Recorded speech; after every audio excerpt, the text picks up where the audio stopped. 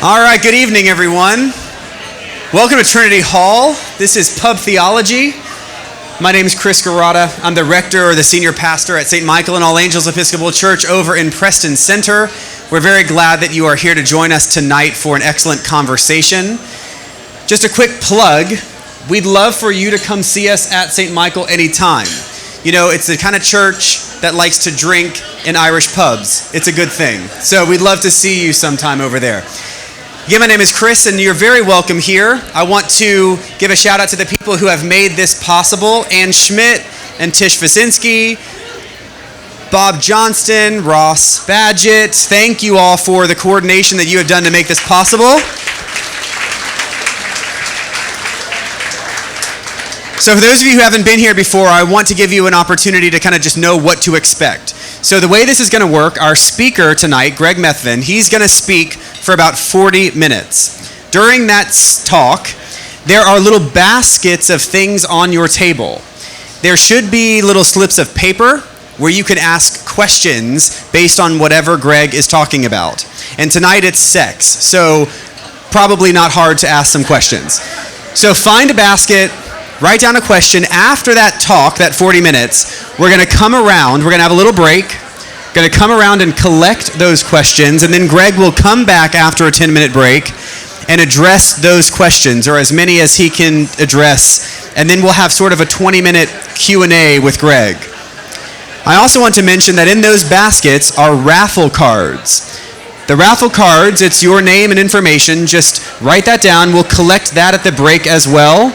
We're raffling off a $50 gift card to Trinity Hall, and so it's worth it. So put your stuff on those raffle cards. We'll pick them up at the break, and then we'll draw a raffle winner at the very end of our night. I also just want to thank Trinity Hall, thank Marius and his whole team here for treating us right, and don't forget to take care of your servers. Now, without further ado, I'd like to invite Bob Johnston, one of the priests on staff at St. Michael, to come up and introduce our speaker. Yeah, thanks, Chris. Appreciate it. Well, welcome back. Glad that you're here. I'll let you know that when the planning crew was working on putting together Pub Theology, we chose tonight's topic before we chose the speaker. And so I was thinking to myself, what priest do I know who was a womanizer and has been with all over the place and all this? And I couldn't think of any. So the next thing we went to was finding a really good speaker who's fun to listen to and who's smart and who's been spoken on this topic before, and we thought of Greg Methvin. Greg is, you can tell I'm playing a little bit, that he's a great friend, and we used to work together at a church. And let me just say a few words of introduction about him. He did his education in Louisiana, his undergrad, and also his theological training in New Orleans. So I think he says that he learned to read the Bible and eat shrimp and run from alligators or something over in Louisiana. And then for the first 18 years of his ministry, he was actually a Baptist. And then he got onto the Episcopal, the Canterbury Trail, and became an Episcopalian. In the last 15 years, he's been a priest in the Episcopal Church. He served before he became an Episcopalian, he was a singles minister at one of the biggest churches in all of Dallas. So I think he's had lots of discussions about some of these topics, I'm sure, firsthand right there. And then he served at a couple of really big churches, and he's now the rector out at St. Philip's, Frisco. He has a beautiful family that are all here tonight, his wife and his two daughters sitting back over here. Would you join me in welcoming Father Greg Methvin? Yeah. Oh, my.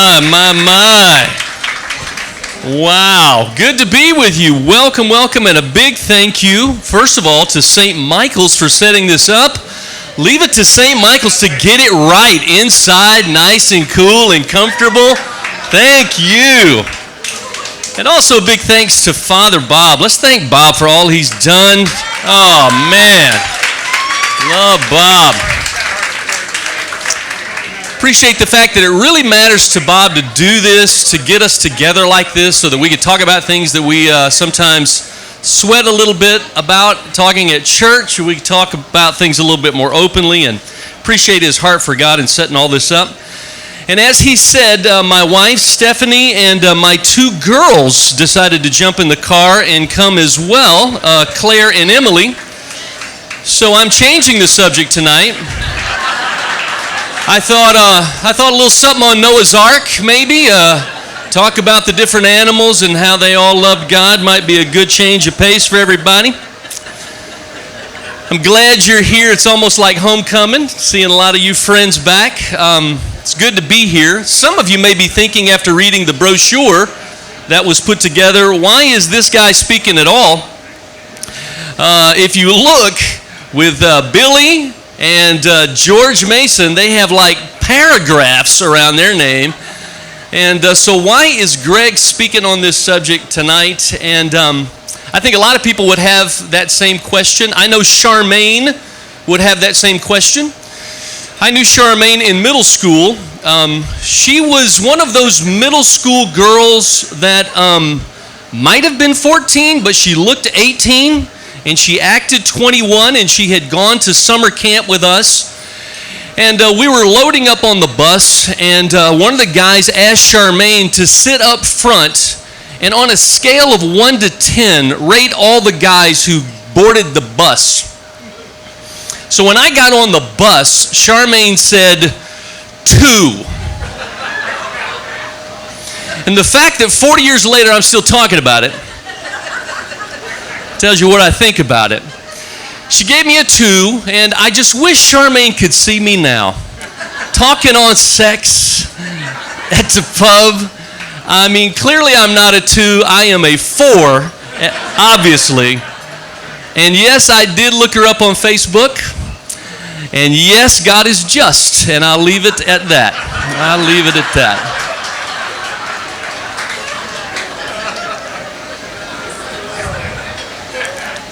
I'm really talking tonight not as a super expert on the subject, but as, like anybody, a follower of Jesus who's trying to figure out how to take this part of me that he made and to do something well with it. And so I come tonight with a little mileage on my faith to talk about maybe some lessons I have learned, some good roads to take, but also I've learned from lots of other people that I've done life with. I did a lot of years as a student minister, and I'm grateful for that. Did some years as a single adult minister, and they all taught me important things as well.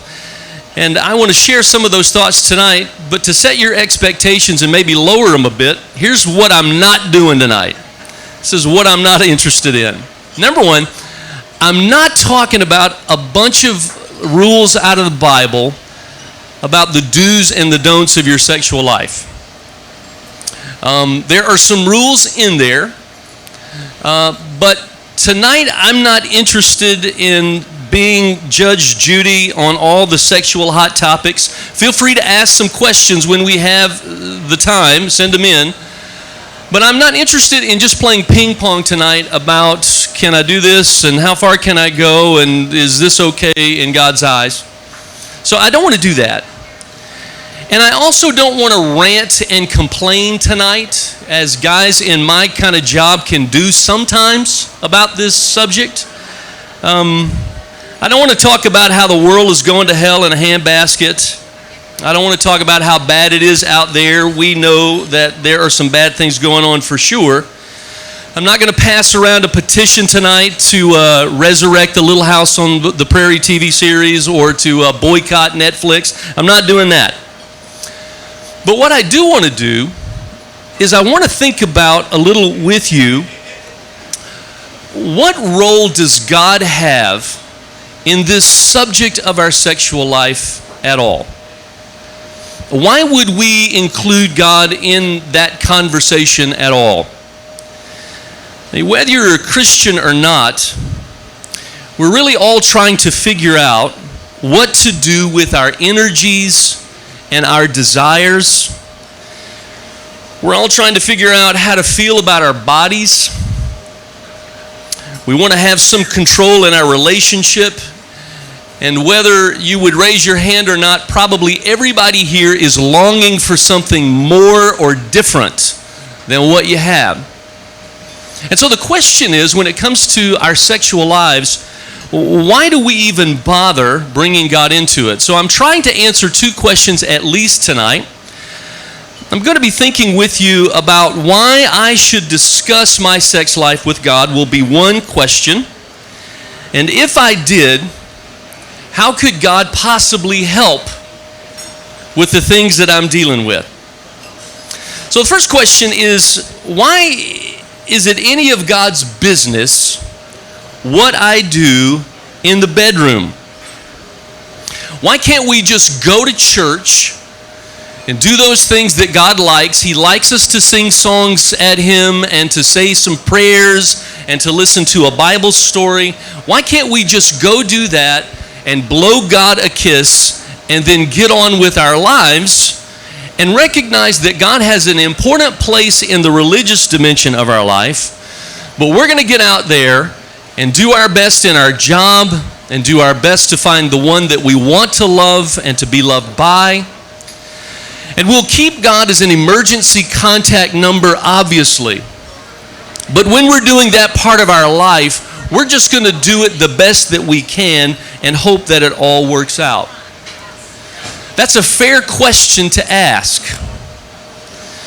Because honestly, and I think we can say it here, we've gotten such lousy advice about sex from religious people and religious leaders and the church.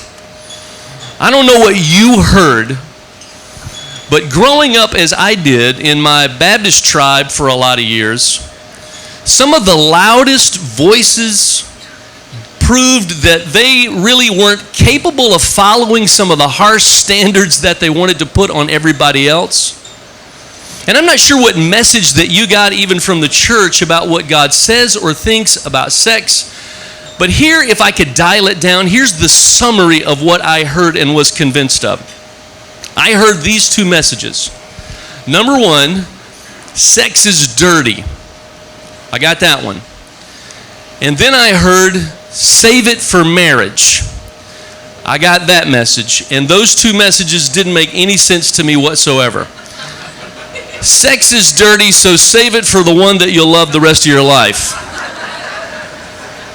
I was so convinced of the first one when I was in 6th grade. They showed a movie to try to explain in cartoon form what was happening with sex, and I was so appalled that we were even seeing that in school. I turned to my best friend David and I told him at the end of the movie, when the lights came up, I said, "You know all of this is sin, right?"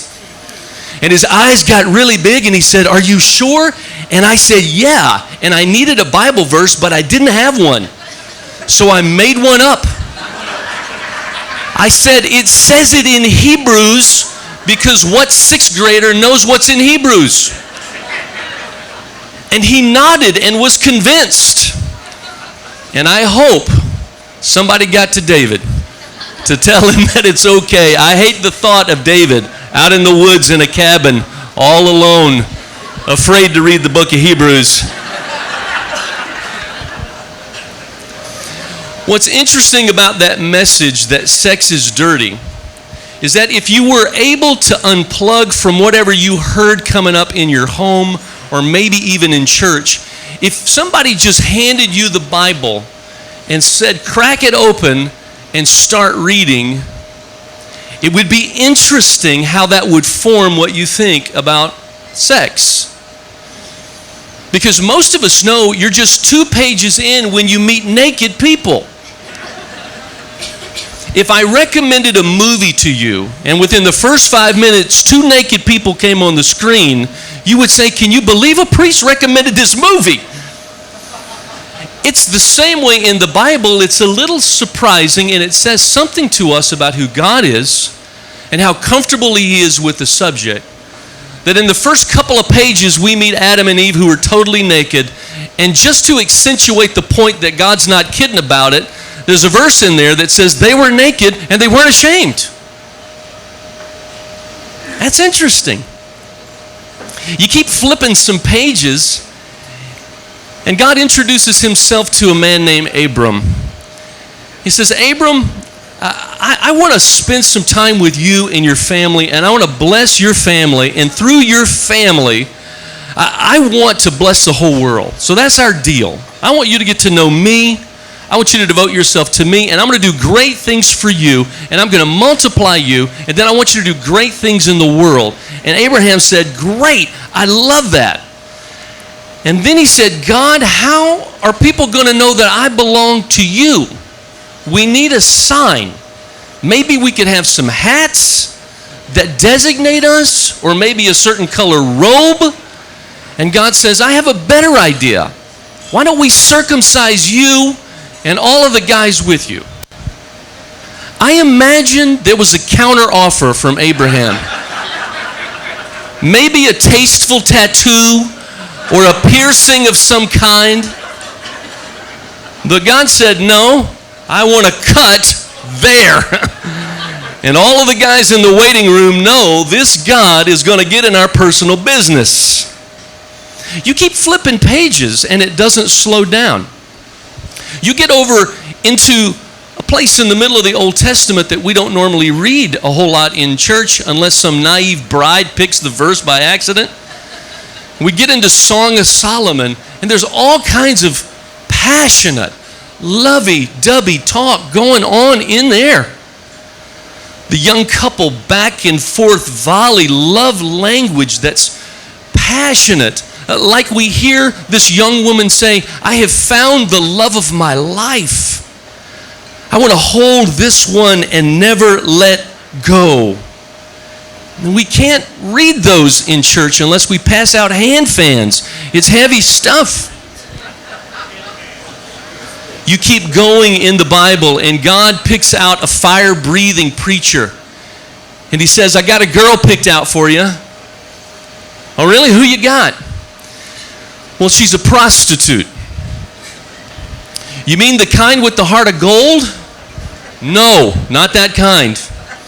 You mean the kind that teaches Sunday school on the weekend? No, not that kind. This one's a rough one. Go marry her. And through their ups and downs, God will teach them, and through them teach us about His mercy and His love. And so what I'm trying to say right off the top is simply this. We're talking about a God who doesn't blush easily.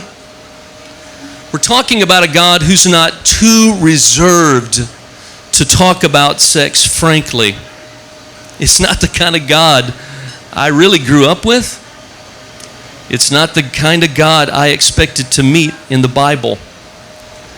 And so we make a mistake when we try to imagine God as a religious person that we've met or a religious leader that we've heard who's tried to play a role of parental rule maker when it comes to the subject of sex, or someone who just wants to police sexual activity and tell everybody where they're going wrong, because that's really not who God is at all.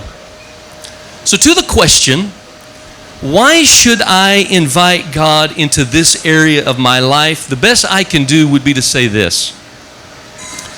The God we meet for real is our Creator who designed sexuality to begin with and who made no bones about it by saying, this is a good and wonderful gift I'm giving to you. And He understands from the inside out what we deal with, because He says from the beginning, I'm going to breathe life into you and I'm going to put my image in you. And my desire is to help you experience the fullness of all that I have designed for you. God isn't interested in just being the chief of the chapel, just in charge of that religious dimension of my life. He wants to be the Lord of my life. And this is a part of it. If you're living and breathing this sexual part, God wants to give us an understanding of the love that we can and the love that He has to offer. And honestly, I have to be reminded of that from time to time. Some say that the word sex in and of itself comes from a Latin word, secare, S-E-C-A-R-E, which the best definition would be to cut. We derive our word section and secret from that word as well. And some people have wondered, what does that mean, that sex means to cut? And your guess is as good as mine, but I'm thinking part of it means that as we learn to deal with our sexuality, part of it is coming to an awareness that we feel cut off from something or someone, and that our sexuality is the way that we figure out how to reconnect in a healthy way to fill up that space where we feel an absence. And so it's fair to ask the second question, and that is, if I invite God's opinion and presence into this part of my life, honestly, what can I expect God to do to help me in the real rough and tumble of my life? I mean, do we really need God's input on this subject? Are we not living in a time where we have more access to sexual information and graphic depiction than ever before? Is really more information what we need? We probably have lots of knowledge, more knowledge of what can be done and how to do it than we ever have before. But it seems that there may be a disconnection between having a lot of knowledge but really having some genuine, healthy know-how. The Me Too movement has reminded us of how we're not doing this part of our life well. We're clamoring for ways to protect ourselves from those compulsive parts of the sexual information and online system that can get to us and tie us up. We're trying to protect our kids from seeing things before they are too young to cope with what they see. We're not doing well, so what in the world can God possibly do to help us? I want to make a point here that's important, because a lot of the questions we tend to ask, as best as I've been able to determine, if we flip from page to page to page, the specific questions I'm asking are not always showing up on the pages of Scripture. But the good news is that God never intended to jot out a full map of every possible step you could take and answer it. But what He does do is He gives us a compass. Not a question and answer for every possible question that you can have, but I think some useful direction so that no matter where you are, no matter how old you are, no matter what decisions you're wrestling with in your own particular area, that you have a way to get some perspective and some direction. So what I want to share just in these next few moments is, what are God's compass points to help us deal with the questions and issues that rise up to us? And I find when I remind myself what these are surprisingly fresh insights that I don't hear a whole lot.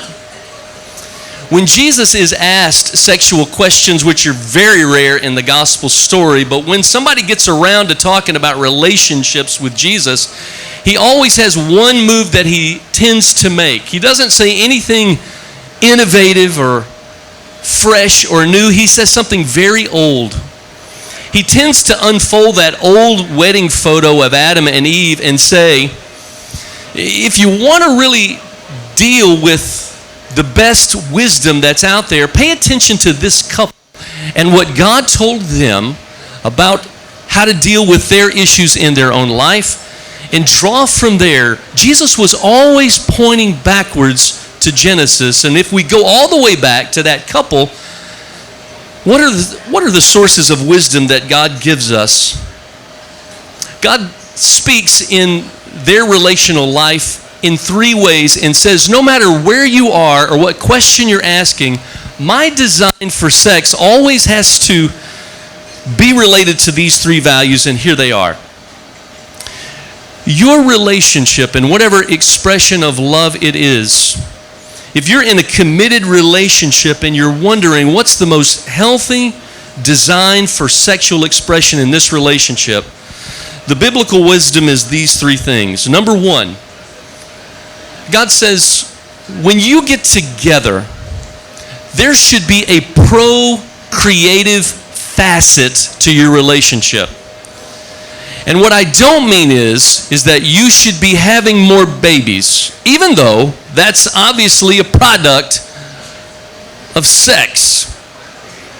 When I say procreative, the Bible says that God tells that original couple to be fruitful, to multiply. There should be a multiplying effect, something that makes me better and that makes us better when we engage in this part in our life.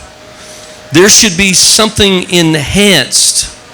This relationship should be life-giving. It should be fruitful. It shouldn't reduce who I am. It shouldn't make me feel smaller. It should be explosively pleasurable, and it should be mutual, and it should be enriching. It doesn't always have to mean making babies, but it has to be positive, procreative, a multiplying effect.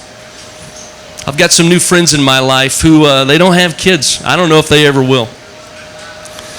But they're married, and there is something procreative about their relationship. Wherever they go, they just light things up.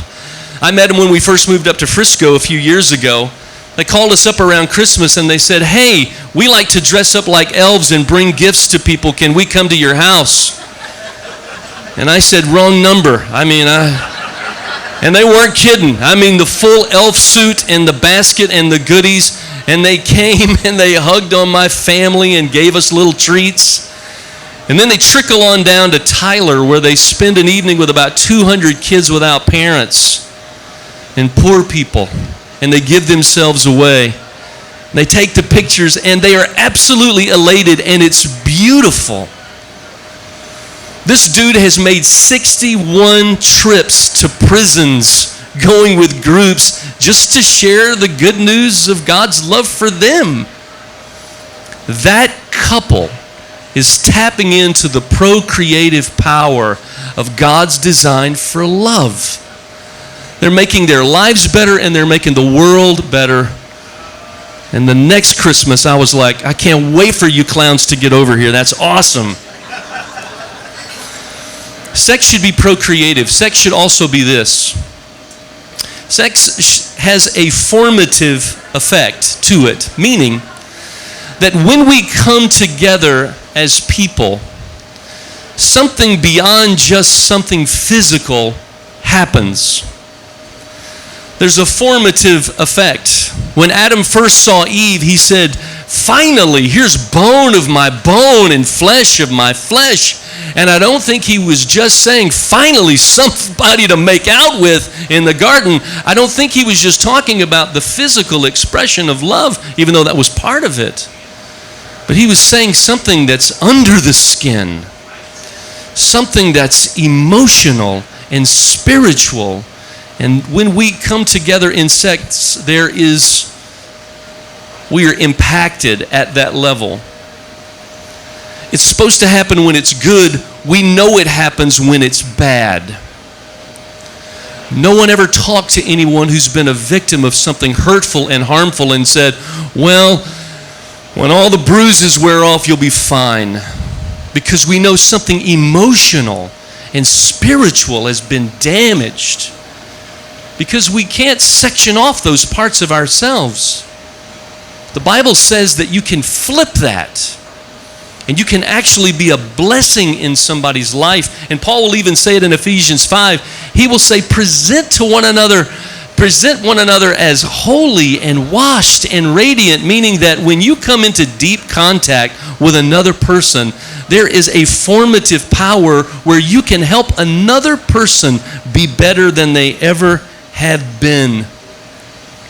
Karl Barth said, "Coitus without coexistence is demonic," which he means that sex can happen, but if there isn't that recognition of worth and value and mutuality and recognition that something deep and beautiful is happening, it can go off the rails in a destructive, damaging kind of way.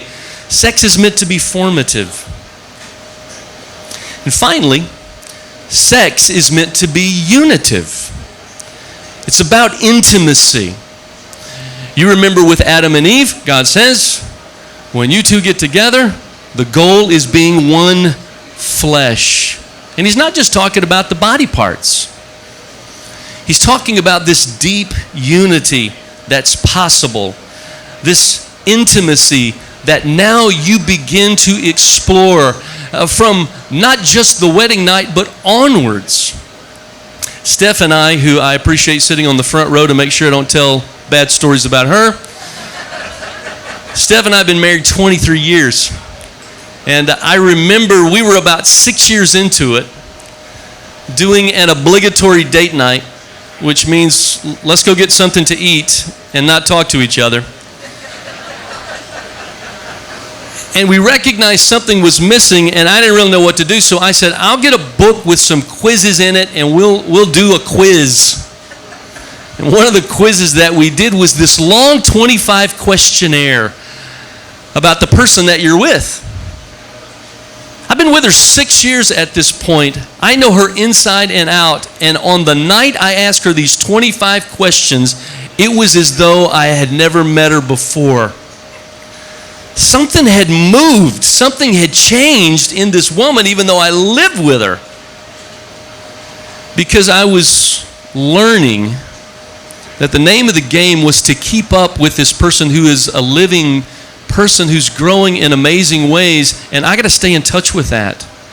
Because God's purpose in this is that we are together in a way that's intimate. There's a verse that some people will pick for their wedding that does come out of Song of Solomon, and I love it. And I know they never know what it means when they pick it. There are these lines in Song of Solomon chapter 8 about how my love for you is stronger than anything in the world. It's even stronger than death, stronger than the grave. It gets really spooky and Halloweenish. I don't know why they pick it. But then there's this part in there that goes, set me as a seal on your heart. And I wonder what they think that means when we read it out loud in church.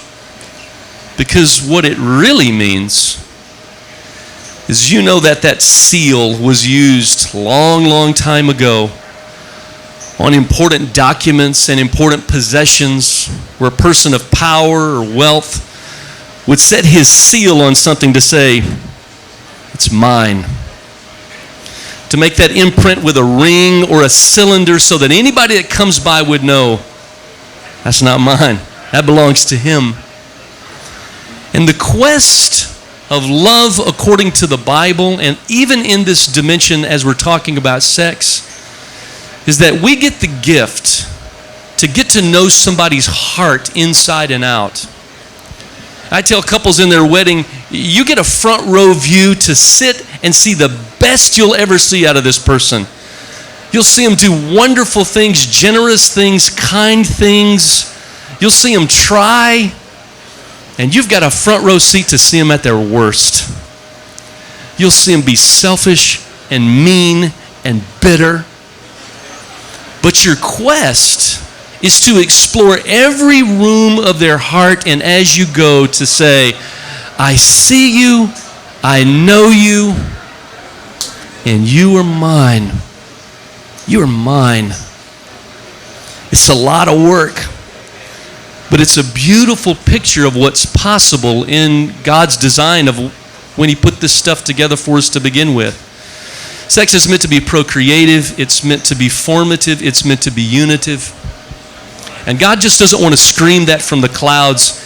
He says, I want to guide you in that. So God's role in my life and all of this matter is to be whispering in my ear and shining a light out in front of me to point me in the way to find this kind of experience. And in the places that I'm broken, to heal me. In the places where I'm making hard decisions and I'm struggling, to sustain me. And I wouldn't bother getting up here blabbing like this unless I'm absolutely convinced he does that. And I see him do it in people's lives all the time. I got a young mom in my life right now. She just came to faith. She didn't know what it was about. She signed up. She got baptized. She's in it. She's found out that she's living with a husband that's seeing other folks. She got on his phone. I said, how many names did you find? She said, 50. 50? Are you kidding me? Unbelievable. I couldn't remember 50 names if my life depended on it. But here she is praying with her newfound faith, trying to get some wisdom and navigate this very twisted and hard deal as they've got kids in their life. And week after week, it's not solved, but I see her, and I see her getting stronger. And I see her with hope and a power that's not coming from her own willpower to grit it out. And I believe this sexy God's sustaining her. I did a wedding for a young couple. I almost didn't do it. They were too young, right out of high school. But he was going to the Navy, and they were going to get married anyway. And I knew him and loved him and said, I'll marry you. And I married him. And after it was all over, one of the groomsmen ran up to me and said, hey, we need you out front. And I said, I already did the wedding. And they said, no, we need you out front. And I said, to do what? And they said, to bless the butterflies. To do what? Yeah, we're going to release a box of butterflies when they leave, and we need you to bless the butterflies. And so I said, okay, like I knew what I was doing. And I walked out to front of the church, and I'm digging deep for a butterfly prayer. And we get out there, and the people are gathered, and his grandmother with this Marge Simpson hairdo is holding this box. And I say something about butterflies that I hope God understands. And I said when I was done, release the butterflies. And Grandma popped the lid and shook out about 40 dead butterflies. And one drunk butterfly fluttered out and landed right in the middle of her bouffant hairdo. Only one survived. It was kind of an omen for that couple. I loved them, but they got out there and they got beat up and they got busted up. And the last thing I know is that she was working at Hooters and he was working at Best Buy. But I believe there are more butterflies for them, because I believe in a God who forgives and renews and refreshes and helps us pick up. And what I want you to walk away with tonight more than anything is not a bunch of rules, but to walk away with this God who loves you and has great gifts for you and can sustain you and guide you and even heal you if you've been through it. So, write a question and send it on in. Thank you for listening.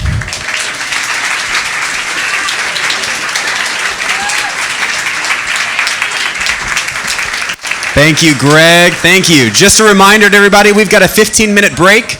And during that break, we're going to walk around and collect the questions that you have. And so either on your chairs, in the baskets on your tables, write those questions down. And a reminder to fill out those raffle tickets. And we'll raffle off our gift card to Trinity Hall when we come back in 15 minutes. Thanks. All right, everybody, we're coming back. Before we get started with the Q&A, we're going to have our raffle drawing. And so since this is Christians and sex, I want to bring up the better half of our speaker, Greg Methvin. Stephanie is going to step up. Yes. And she is going to draw our winner. Welcome, Stephanie. No peeking. Can't draw Claire's name. Here we go. All right.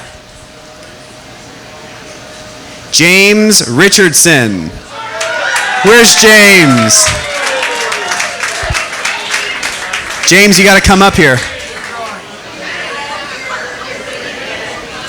I can't even see you. Come on, James. Do a little parade for all of us. There you go. Yay, James. Congratulations. Absolutely. All right, so we're going to continue. Greg's going to do some Q&A questions that you have, and then we're going to close up in about 20 minutes or so. Welcome back, Greg. Yay. Thank you so much. So fun, you guys. Thank you. And thank you for the great questions. I've kind of bunched them, and let me go through some. I figured talking tonight that some of us here really hurt over this subject for a variety of reasons. There's some real pain that always emerges when this comes up. And some of you were brave enough to write and say, either I've got a friend or I'm hurting. And I want to say, I know it's not a question to answer, but I wanted to thank you for your courage, number one, and encourage you, do not go another day bearing the burden all by yourself. Don't suffer alone. There is healing and help. And so be brave, tell a friend, make your way to somebody who can begin to get that healing process going. Don't suffer alone. Come tell me tonight even, and I'd love to pray with you. Thank you for that. A number of you asked a question about gay marriage and same-sex attraction.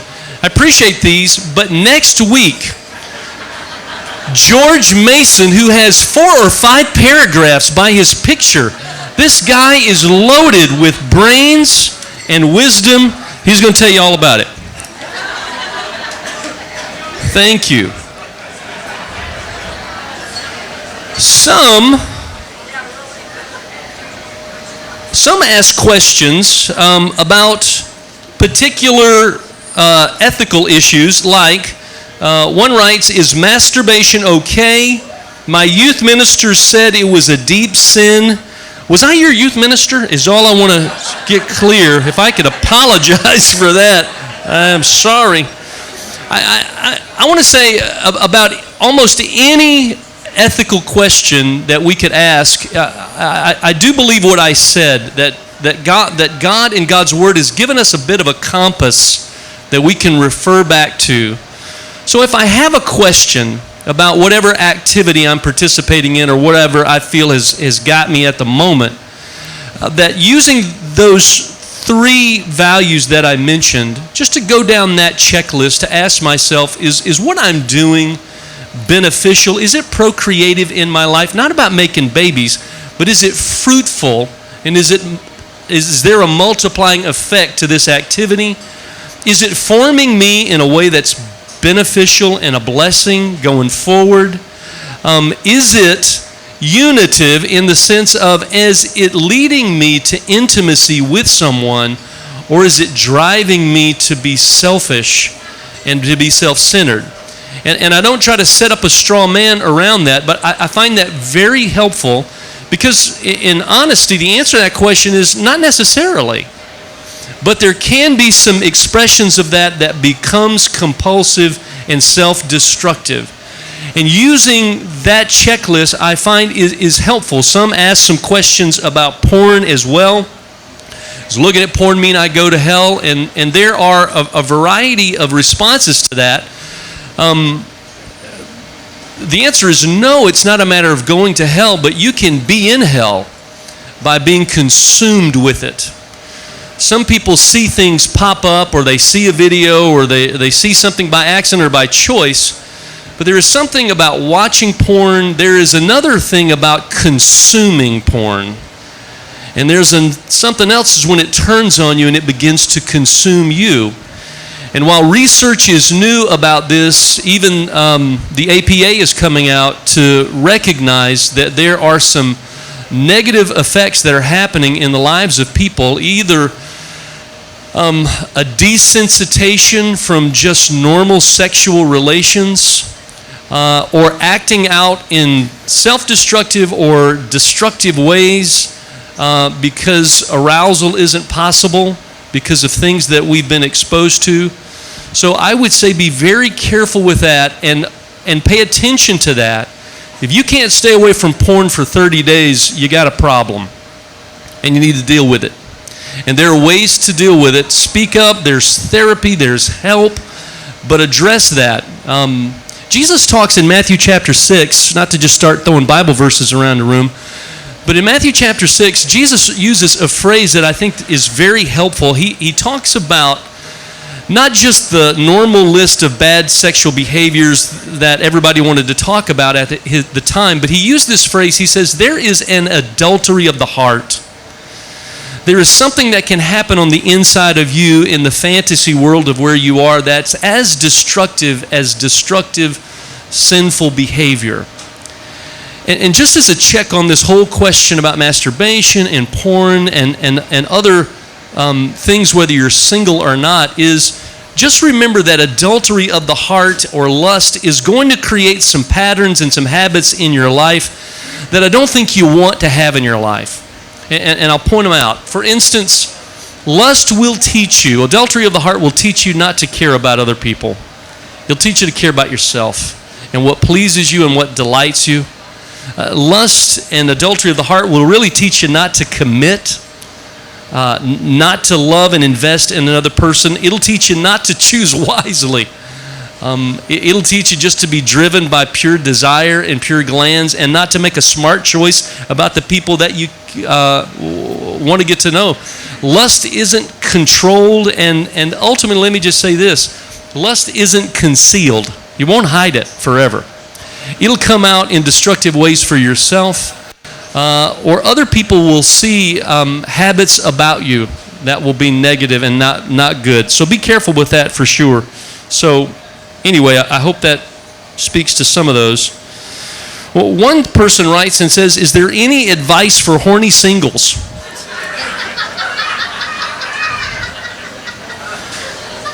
Show of hands? No, I'm kidding. Don't do that.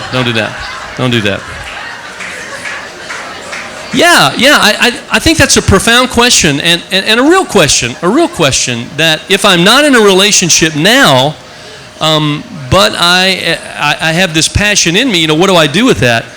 And I think I've touched on some of it already, but let me say a couple of things in addition. I used to tell this, talk about this with single adult groups that I had the pleasure of working with.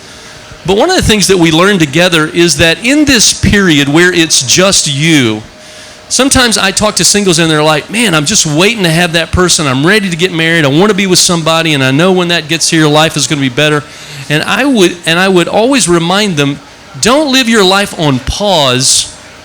Well, some of the best advice I can give you is get a life, and I don't mean that in an insulting kind of way. I mean, find something that you're passionate about, that you're pursuing, you're growing in. And what will most likely happen is as you are passionately engaged in your own life, you will find somebody beside you equally passionate in that area as well, and you'll want to be with that kind of person. But this idea of sitting with arms crossed and looking and asking, is that it? Is she it? Is he it? Is she it? Is he it? Usually isn't the pathway to meaningful relationships. So get a life and be engaged in loving relationships that don't have to be sexual. But don't grit your teeth and try to willpower through this single time in your life. It can be a very fruitful and useful time. There were some questions here about intimacy. And how intimacy relates to trust in God. Here was a good one about living with someone before marriage and about premarital sex and where the church is and all of that stuff. Let me say this about living with somebody. Number one, a lot of people do it, and some do it for a lot of different reasons that they note. I would say part of what makes that kind of relationship difficult is to simply ask, if we're going to go that far to move in, what's really preventing us from going and taking the next step into a full lifetime commitment? Sometimes people will say back, well, it's a matter of convenience. We're not ready to do that. Or I want to live with this person and see what they're really like day in and day out. I have just found most people to experience that as a kind of false experience. There is something different about auditioning, even when you're living together with somebody, and actually being in a married relationship and dealing with monotony and having to develop intimacy with another person. And another thing that I would say is that When it comes to the premarital sex question or living together with someone, often the thought is, well, I'm going to live and have an active sexual life with this person, and I'll see if this is a person that I really like. But we never think that way when it comes to money.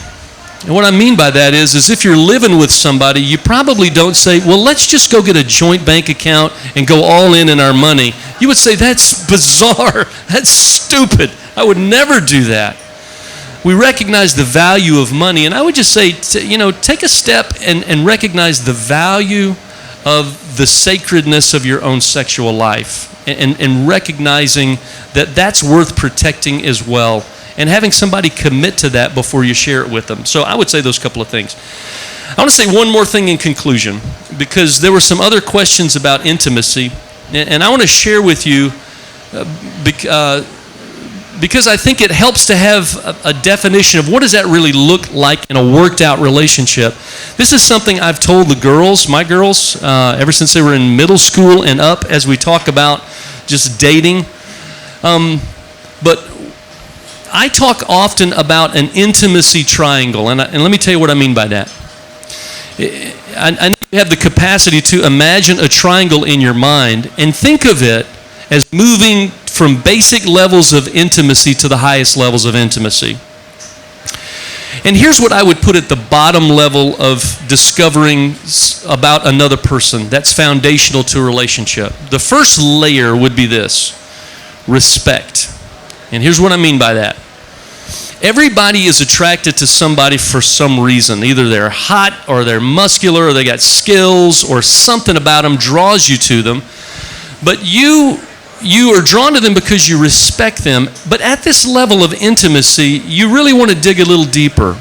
What is really respectable about this person? If I'm going to move up and get to know this person better, what are those things about their character and about that person that I respect? That makes sense. Respect. Here's the next level, and there's only 5 of them. The next level is trust. Do I trust this person? And I mean that in the most practical way. Is this somebody that when they tell me they're going to do something, they do it? Is this somebody that if they say they show up, that I'm going to show up at this time, they show up? Can I trust them? Is this a person when I tell them something, they honor it and don't tell other folks? Is this a trustworthy person? Now, I'm not just trying to be a grandpa here and tell you things that everybody knows. I think those 2 qualities are absolutely essential to grow any relationship, and here's why I believe that's so. When somebody has an affair, the 2 things that go out the door are respect and trust. It's one of the reasons that it's so hard to recapture and restore a relationship that's endured that, because of those 2 qualities. So as I think about growing a relationship, I want to lean in and make sure that I'm paying attention to those 2 qualities about a person. Here's the next level. If I feel good about those 2 levels of a person, I want to now figure out about their dreams and their beliefs. Well, what are they really about, and where are they headed, and do I want to go with them, and do I believe the stuff that they believe, and are we going to be able to share that? Here's the next level. Fears and failures. I want to know what you're scared of. I want to know how you've messed up. That's a vulnerable place to trust. If I'm just meeting you, I don't want to tell you all that. But if I've spent some time with you and I think this is going somewhere, I want to get some insight into that. Now, here's the highest level of intimacy, and you know where I'm going with this, and that is sex. It's the most transparent and emotionally and physically vulnerable you ever are with the person. And here's the problem with most relationships. You flip the triangle, and you try to build a relationship by starting at the sex and working to respect, and it's almost impossible every time. And I'm not just trying to be an old fogey about that. I just think that it works out that way most of the time. That's a picture that I have in my own mind of what intimacy looks like, and I find in my own marriage, I'm building this all the time. I didn't jump through these hoops just one time. I'm going back and back and back and growing in respect and trust and developing those characteristics in my life so that my marriage can grow as well. Does that make sense? You guys are super sharp. Hey, I'll leave you with that. It's good to be with you tonight. Thank you so much. I'll hang around if I can do anything else. Big thanks to Greg Methvin. Yes, let him hear it. Thank you. All right, just a quick word about next week. Next week is our last Pub Theology for this summer, and we're going to be welcoming George Mason. He's the senior pastor at Wilshire Baptist here in Dallas. And so some of you may think we're bringing a Baptist pastor here to talk about homosexuality, and you might make some assumptions about that. Don't, because George Mason's not your typical Baptist pastor. Wilshire Baptist has been on the forefront of lots of interesting decisions and moves nationally. And George is super thoughtful. He has done huge amounts of work all over the country and beyond. And so I encourage you to come back next week and hear all of his thoughtfulness, and he may spark some interesting ideas in your own mind as well. So we'll look forward to seeing you next week, Monday night, back here at Trinity Hall. Thank you all.